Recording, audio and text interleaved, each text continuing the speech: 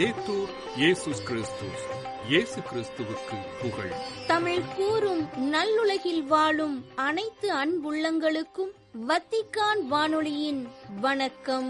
இறைவன் உங்கள் உள்ளத்தையும் இல்லத்தையும் தன் அன்பாலும் அருளாலும் அமைதியாலும் இன்றும் என்றும் நிரப்புவாராக.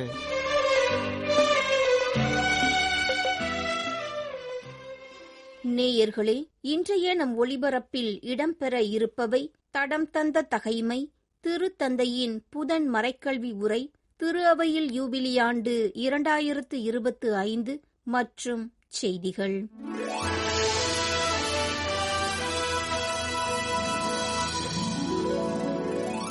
தடம் தந்த தகைமை, முப்பதின்மர் தலைவருள் மூவரின் புகழ்.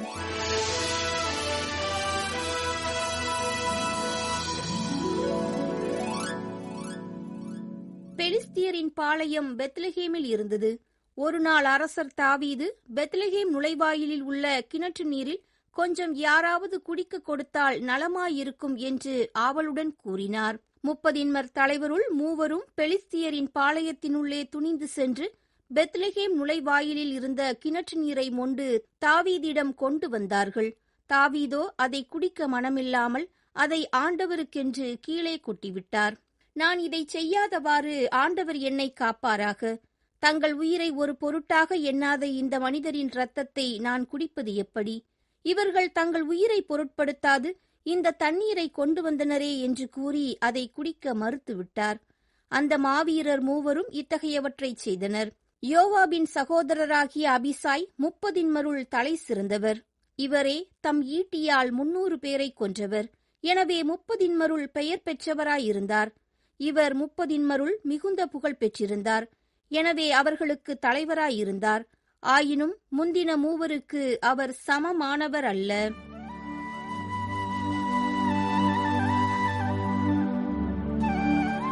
திருத்தந்தையின் புதன் மறைக்கல்வி உரை.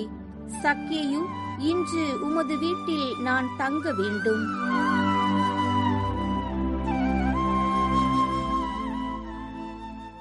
ஏப்ரல் 2 புதன்கிழமை இயேசுவும் சக்கேயுவும் என்ற லூக்கா நற்செய்தியில் இடம்பெறும் கருத்துக்கள் குறித்து இன்று உமது வீட்டில் நான் தங்க வேண்டும் என்ற தலைப்பில் தனது மறைக்கல்வி உரை கருத்துக்களை எழுத்து படிவமாக வழங்கியுள்ளார் திருத்தந்தை பிரான்சிஸ். இயேசு கிறிஸ்து நமது எதிர்நோக்கு என்ற தலைப்பில் தொடர் மறைக்கல்வி உரை கருத்துக்களை வழங்கி வரும் திருத்தந்தை பிரான்சிஸ் அவர்கள் நிக்கோதேமு, சமாரிய பெண் ஆகியோரை குறித்து கடந்த வாரங்களில் தனது சிந்தனைகளை பகிர்ந்து கொண்டார். இன்று அதன் தொடர்ச்சியாக சக்கேயு எனும் செல்வரை சந்தித்த நிகழ்வு பற்றிய கருத்துக்களை பகிர்ந்து கொண்டுள்ளார்.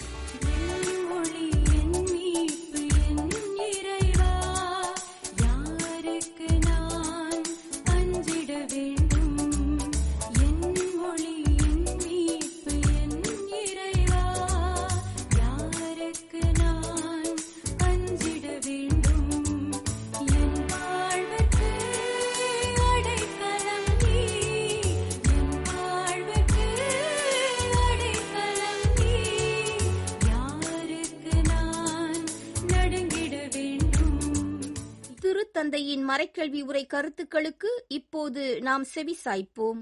அன்புள்ள சகோதர சகோதரிகளே, நற்செய்தியில் இயேசு சந்தித்த நபர்களில் சிலர் பற்றிய கருத்துக்களை குறித்து சிந்தித்து வரும் நாம் இன்று சக்கேயுடனான இயேசுவின் சந்திப்பு பற்றி சிந்திப்போம். நம்பிக்கையற்ற முறையில் தொலைந்து போனதாக தோன்றும் ஒருவராக சக்கேயுவை லூக்கா நற்செய்தியானது நமக்கு முன் எடுத்துரைக்கின்றது. நாமும் சில வேளைகளில் அவரைப் போலவே நம்பிக்கையற்றவர்களாக நம்மை உணர்கின்றோம். சக்கேயு இயேசு தன்னை ஏற்கனவே தேடிக் கொண்டிருப்பதை கண்டறிகின்றார். கடல் மட்டத்திற்கு கீழே அமைந்துள்ள எரிகோ நகரத்திற்குள் இயேசு நுழைகின்றார். எரிகோ நரகத்தின் உருவமாக கருதப்படுகிறது. அங்கு இயேசு தொலைந்து போனதாக உணருபவர்களை கண்டுபிடிக்கச் செல்ல விரும்புகிறார். உயிர்த்தெழுந்த இயேசு இன்றைய நரக உலகமாகிய போர்ச்சூழல் நிறைந்த இடங்கள், ஏழை எளிய மக்களின் துயரங்கள், தங்களது பிள்ளைகள் இறப்பதை காணும் பெற்றோரின் இதயங்கள், ஏழைகளின் பசி ஆகியவற்றிற்குள் நுழைகின்றார். தவறானவற்றை தேர்ந்தெடுத்ததாலோ, வெளியேற முடியாத அளவிற்கு வாழ்க்கை அவரை போராட்டச் சூழலில் தள்ளியதாலோ சக்கேயு தொலைந்து போனவராக இருக்கின்றார். லூக்கா நற்செய்தியாளர் சக்கேயு வரி தண்டுபவர் என்று சுட்டிக்காட்டுவதன் வழியாக அவர் ரோமை படையெடுப்பாளர்களுக்காக தனது உடன் குடிமக்களிடமிருந்து வரியினை வசூலிப்பவர், வரி தண்டுபவர்களின் தலைவர் என்று கூறுவதன் வழியாக அவருடைய பாவம் மிக பெரியது என்று வலியுறுத்துகின்றார். மேலும் நற்செய்தியாளர் லூக்கா சக்கேயுவை செல்வர் என்று கூறுவதன் வழியாக மக்களிடமிருந்து பணத்தை பெற்று செல்வராகி தனது பதவியை முறையற்ற வகையில் பயன்படுத்துபவர் என்றும் எடுத்துரைக்கின்றார். இருப்பினும் சக்கேயு தன்னை பிறரால் ஒதுக்கப்பட்டவராக, வெறுக்கப்பட்டவராகவே உணர்கிறார்.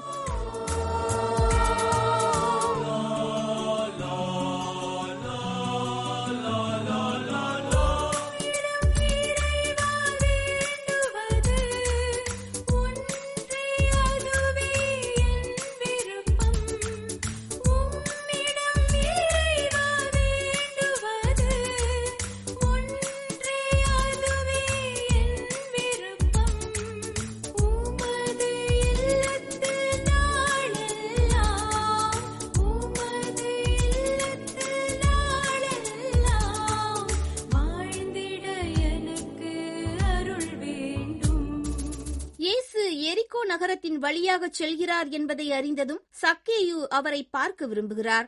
இயேசுவுடனான ஒரு தனிப்பட்ட சந்திப்பை பற்றி அவர் கற்பனை செய்யக்கூட துணியவில்லை. தொலைவிலிருந்து அவரை பார்ப்பதே சக்கேயுவிற்கு போதுமானதாக இருந்தது. நமது விருப்பங்களும் பல தடைகளை காண்கின்றது. சக்கேயு உயரத்தில் குள்ளமானவர். இதுதான் நமது யதார்த்தமும். நாம் சமாளிக்க வேண்டிய வரம்புகள் பல உள்ளன. அதன் பின்னர் நம்மை சுற்றி வாழும் மக்கள் சில நேரங்களில் நமக்கு உதவுவதில்லை. மக்கள் கூட்டம் சக்கேயுவை இயேசுவை பார்க்க முடியாத வகையில் தடுக்கிறது. ஒருவேளை இது மக்களின் பழிவாங்கல் செயலாக கூட இருக்கலாம். நமக்குள் ஒரு உறுதியான விருப்பம் இருக்கும்போது நாம் ஒருபோதும் சோர்வடைய மாட்டோம். அதற்கான ஒரு தீர்வை காண்போம். இருப்பினும் அத்தீர்வை நாம் காண்பதற்கு துணிவு நமக்கு தேவை. குழந்தைகள் போன்று எளிய உள்ளமும் எதை பற்றியும் அதிக கவலை கொள்ளாமல் இருக்கும் தன்மையும் நமக்கு தேவை. ஒரு குழந்தையைப் போலவே சக்கேயு ஒரு காட்டு அத்திமரத்தில் ஏறுகிறார். யார் கண்ணிலும் படாமல் இலைகளுக்கு பின்னால் மறைந்து கொள்ள ஏதுவான ஓரிடமாக அவ்விடம் அவருக்கு இருக்கின்றது. ஆனால் இயேசுவை பொறுத்தவரை எப்போதும் எதிர்பாராததே நடக்கும். இயேசு அத்திமரத்தின் அருகில் வரும்போது அண்ணாந்து மேலே பார்க்கிறார். சக்கேயு இயேசு தன்னை கண்டு கொண்டதை உணர்கிறார். மக்கள் தன்னை கண்டனம் செய்வார்களோ, அவர்களுக்கு இயேசு தன்னை பார்த்தது ஏமாற்றமாக இருக்குமோ என்று எண்ணுகிறார். இந்நிலையில் இயேசு, சக்கேயு, விரைவாய் இறங்கி வாரும், இன்று உமது வீட்டில் நான் தங்க வேண்டும் என்று கூறி அவரை ஆச்சரியமூட்டுகிறார். தொலைந்து போனவர்களை தேடி கண்டடையாமல் கடவுள் ஒருபோதும் கடந்து போக மாட்டார்.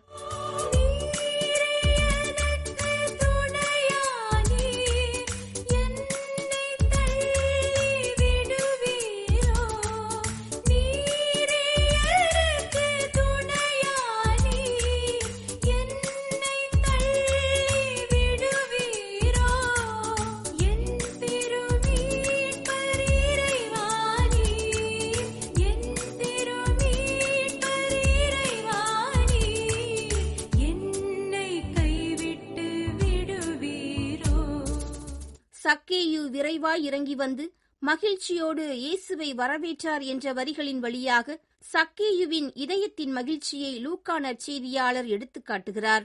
சக்கேயுவின் மகிழ்ச்சி இயேசுவால் தான் பார்க்கப்பட்டதாகவும் அங்கீகரிக்கப்பட்டதாகவும் எல்லாவற்றிற்கும் மேலாக மன்னிக்கப்பட்டதாகவும் தன்னை உணரும் ஒருவரின் மகிழ்ச்சியின் வெளிப்பாடாக இருக்கிறது. இயேசுவின் பார்வை பழிச்சொல்லுக்கான பார்வையல்ல, மாறாக இரக்கத்தின் பார்வை. இயேசுவின் இத்தகைய இரக்கத்தை ஏற்றுக்கொள்ள நாம் கடினப்படுகிறோம். அதிலும் குறிப்பாக நாம் தகுதியற்றவர்கள் என்று நினைப்பவர்களை கடவுள் மன்னிக்கும் போது அந்த இரக்கத்தை ஏற்றுக்கொள்ள சில சமயங்களில் சிரமப்படுகிறோம். கடவுளின் அன்பிற்கு வரம்புகளை விதிக்க விரும்புவதால் நாம் அவர்களுக்கு எதிராக முணுமுணுக்கிறோம். இயேசுவை வீட்டில் வரவேற்று உபசரித்த சக்கேயு இயேசுவின் மன்னிப்பு வார்த்தைகளை கேட்ட பின்னர் தனது இறந்த நிலையிலிருந்து எழுந்திருப்பது போல எழுந்து நிற்கிறார். ஆண்டவரே, என் உடைமைகளில் பாதியை ஏழைகளுக்கு கொடுத்து விடுகிறேன். எவர் மீதாவது பொய்க்குற்றம் சுமத்தி எதையாவது கவர்ந்திருந்தால் நான் அதை 4 மடங்காக திருப்பி கொடுத்து விடுகிறேன் என்று ஓர் உறுதிமொழியினை எடுக்கிறார். இது மன்னிப்பு பெற்றதற்கான விலை அல்ல, ஏனெனில் கடவுளின் மன்னிப்பு விலை மதிப்பற்றது. சக்கேயு கடவுளால் தான் அன்பு செய்யப்பட்டதாக உணர்ந்ததை அவரை பின்பற்றுவதற்கான தனது விருப்பத்தின் அடையாளமாக இதை செய்கின்றார். கட்டளையாக செய்யவில்லை, மாறாக அன்பின் வெளிப்பாடாக செய்கின்றார். சக்கேயு வெறும் விருப்பம் கொண்ட மனிதர் மட்டுமல்ல, உறுதியான நடவடிக்கைகளை எடுக்கத் தெரிந்தவரும் கூட என்பதை வெளிப்படுத்துகிறார். அவரது நோக்கம் பொதுவானதோ அல்லது சுருக்கமானதோ அல்ல, ஆனால் அவரது வாழ்விலிருந்து தொடங்குகிறது. அவர் தனது வாழ்க்கையை பார்த்து தனது மாற்றத்தை தொடங்க வேண்டிய ஆரம்பத்தை அடையாளம் காண்கின்றார். அன்புள்ள சகோதர சகோதரிகளே, நாம் ஒதுக்கப்பட்டவர்களாகவோ அல்லது மனம் மாற முடியாமல் போனவர்களாகவோ உணர்ந்தாலும் நம்பிக்கையை இழக்காமல் இருக்க சக்கேயுவிடமிருந்து கற்றுக்கொள்வோம். இயேசுவை காண வேண்டும் என்ற நமது விருப்பத்தை வளர்த்துக் கொள்வோம். எல்லாவற்றிற்கும் மேலாக நாம் எந்த சூழ்நிலையில் தொலைந்து போனாலும் எப்போதும் நம்மை தேடி வரும் கடவுளின் இரக்கத்தால் நம்மை மீண்டும் கண்டறிவோம்.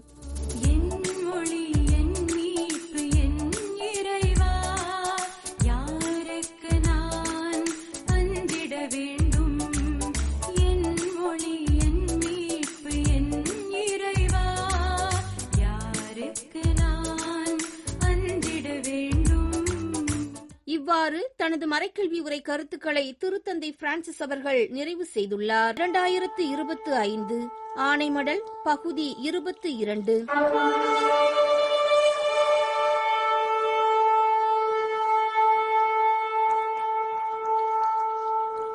இறப்பின் வாயிலுக்கு பின்னால் இயேசுவில் நிலைவாழ்வு இருக்கின்றது. அது இறைவனுடனான முழுமையான ஒன்றிப்பு, அவரை பற்றிய எண்ணம், அவரது எல்லையற்ற அன்பில் பங்கேற்பது ஆகியவற்றை உள்ளடக்கியதாக இருக்கின்றது. எதிர்நோக்கில் நம்பிக்கையில் நாம் வாழும்போது வாழ்வின் யதார்த்தத்தை நாம் காண்கின்றோம். இறைவா, நான் எப்போது உம்முடன் என்னையே ஒன்றிணைக்கின்றேனோ அப்போது எனக்கு துன்பமும் துயரமும் எங்கும் இருக்காது. மாறாக எனது வாழ்வு உண்மையான வாழ்வாக, உம்மால் நிறைக்கப்பட்ட வாழ்வாகவே இருக்கும் என்ற தூய அகுஸ்தீன் வார்த்தைகளுக்கேற்ப நமது வாழ்வு இருக்க வேண்டும். அத்தகைய முழுமையான ஒன்றிப்பின் சிறப்பியல்பு என்பது மகிழ்ச்சி. மகிழ்ச்சி என்பது மனிதனின் அழைப்பு, மனிதர்கள் அனைவரின் வாழ்க்கையின் இலக்கு, குறிக்கோள். மகிழ்ச்சி என்றால் என்ன? நாம் எப்படிப்பட்ட மகிழ்ச்சியை எதிர்பார்க்கிறோம், விரும்புகிறோம்? நம்மை கடந்து செல்லும் ஒரு விரைவான மகிழ்ச்சி அல்ல, தற்காலிகமாக நிறைவு தரும் மகிழ்ச்சியும் அல்ல.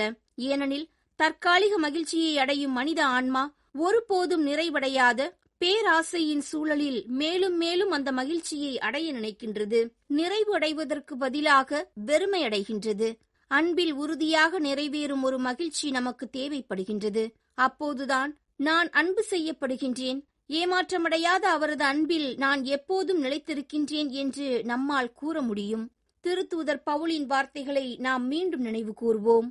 சாவோ வாழ்வோ, வானதூதரோ ஆட்சியாளரோ, நிகழ்வனவோ வருவனவோ, வலிமை மிக்கவையோ, உன்னதத்தில் உள்ளவையோ, ஆழத்தில் உள்ளவையோ, வேறெந்த படைப்பும் நம் ஆண்டவர் இயேசு கிறிஸ்துவின் வழியாய் அருளப்பட்ட கடவுளின் அன்பிலிருந்து நம்மை பிரிக்கவே முடியாது என்பது என் உறுதியான நம்பிக்கை.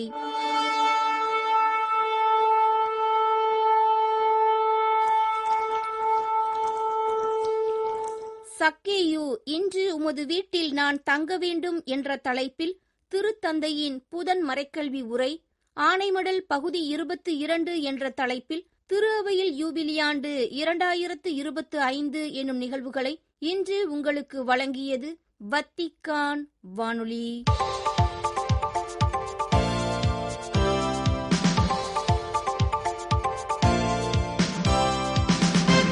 செய்திகள். புதிய தொழில்நுட்பங்களின் பயன்பாடு மனித உறவுகளுக்கு மாற்றாக அமையாது என்பதால் அவைகள் மனிதரின் மாண்பை மதிக்கவும் நமது காலத்தின் நெருக்கடிகளை எதிர்கொள்ளவும் உதவும்படியாக ஒன்றிணைந்து இறைவேண்டல் செய்வோம் என்று காணொலி பதிவு ஒன்றில் கூறியுள்ளார் திருத்தந்தை பிரான்சிஸ்.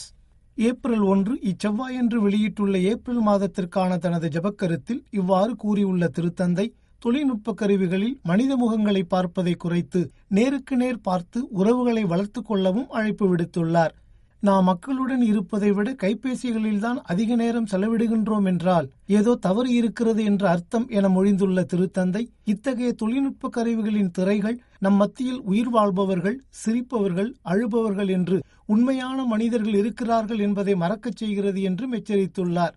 தொழில்நுட்பம் என்பது கடவுள் நமக்கு கொடுத்துள்ள அறிவுத்திறத்தின் பலன்தான் என்றாலும் நாம் அதை சரியான விதத்தில் பயன்படுத்த வேண்டும் என்றும், இது மற்றவர்களை தவிர்த்து ஒரு சிலருக்கு மட்டுமே பலனளிக்க முடியாது என்றும் எடுத்துக்காட்டியுள்ளார் திருத்தந்தை.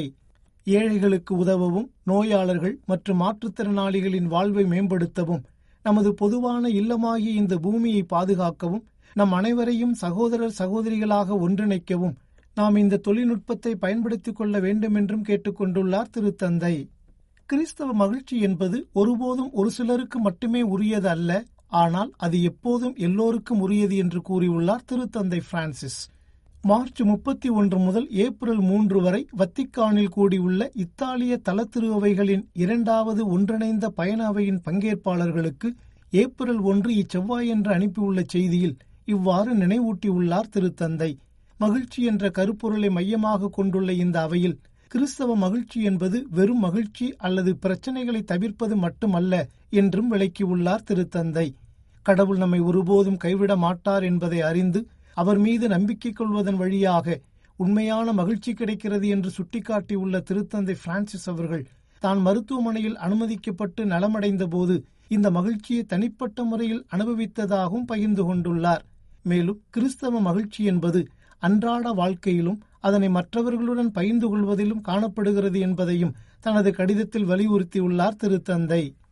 ஏப்ரல் 5, 2025 வரும் சனிக்கிழமையன்று திருத்தந்தை புனித 2ஆம் ஜான் பால் அவர்கள் இறைப்பதமடைந்து 20 ஆண்டுகள் நிறைவடையும் வேளை திரு அவை எவ்வாறு இவரை கொண்டாடுகிறது என்பதையும் போருக்கு எதிரான இவரின் வேண்டுகோள்கள் குறித்தும் பகிர்ந்து கொண்டுள்ளார் திருப்பீட சமூக தொடர்பு துறையின் செய்திப்பிரிவு தலைவர் அந்திரேயா தொர்னெயல்லி. இந்த பகிர்வில் திருத்தந்தை புனித 2ஆம் ஜான் பால் அவர்களின் மனித மாண்பு மற்றும் மத சுதந்திரத்தின் பாதுகாவலராக அவரது பங்களிப்பையும் குறிப்பாக கம்யூனிசத்திற்கு எதிரான அவரது எதிர்ப்பு குரல்களையும் பதிவு செய்துள்ளார் தொர்னெயல்லி.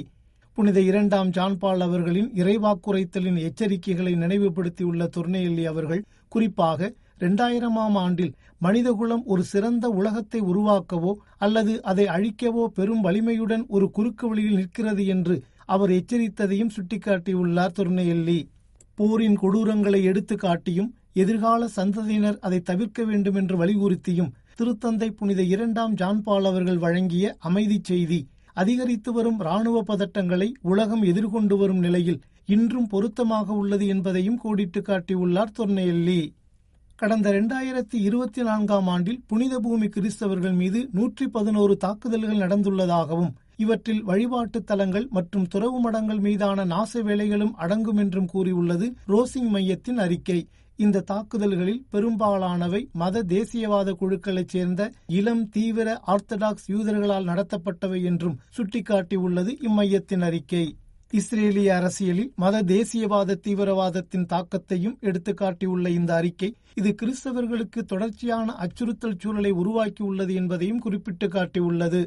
இயேசு சபையினரால் நடத்தப்படும் திருப்பீட சார்பு இதழான லா சிவில்தா கத்தோலிக்கா என்ற இதழின் 175வது ஆண்டு நிறைவை முன்னிட்டு வாழ்த்துச் செய்தி ஒன்றை அனுப்பியுள்ளார் திருத்தந்தை பிரான்சிஸ். ஏப்ரல் 2 புதன்கிழமை இன்று இவ்விதழின் வெளியீட்டாளர் அருள்பணியாளர் நூனோ தா சில்வா கொன்சல்வா சேசா அவர்களுக்கு அனுப்பியுள்ள இந்த வாழ்த்துச் செய்தியில் இவ்விதழின் வளர்ச்சிக்கு பல்வேறு கட்டங்களில் ஒத்துழைப்பை நல்கி வரும் எழுத்தாளர்கள் குழுவிற்கும் இயேசு சபை குழுமத்திற்கும் தனது மனமார்ந்த வாழ்த்துக்களை தெரிவித்துள்ளார் திருத்தந்தை. கடந்த 75 ஆண்டுகளாக இந்த இதழ் பல தலைமுறைகளுடன் நட்பு ரீதியான உறவை வளர்த்து கொண்டு உலக நிகழ்வுகளை விசுவாசத்தின் ஒளியில் விளக்குவதற்கு பயனுள்ள வழிகாட்டுதலை வழங்கி வருவதற்காக இறைவனுக்கு நன்றி கூறுகிறேன் என்றும் கூறியுள்ளார் திருத்தந்தை. நேயர்களே, இத்துடன் வத்திக்கான் வானொலியின் தமிழ் ஒலிபரப்பு நிறைவு பெறுகின்றது. வணக்கம்.